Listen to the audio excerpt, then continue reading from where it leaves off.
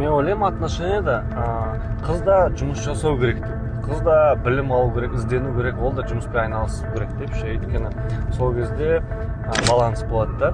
Ол сен үйде отырып кешке дейін миыңды ашытып келгеннен кейін бәлелер негативпен болып тұрмайды да. Оның да жұмысы болады, ол да развиваться етіп дамып жатқан бір әңгімелесетін ортақ тақырып болады да вообще ше. Вот. Сондықтан да қыздың развивация етіп білім алуы ол тема нәрсе деп ойлаймын. Ол ізденеді, оқиды, ол түсініп бастайды өмірді, ол мудрый болып бастайды. Вот ше. Ал жұмыс істейтін болса, оның да уже бір хоббиі болады да. Мен айтпаймын ол кәдімгідей жұмыс істеп қырғын ақша тапсын деп ше. Жоқ, олай емес. Просто өзінің сүйікті ісімен айналысып, ақша таба берсе болады. Өзінің кайфымен ақша тапсын да просто.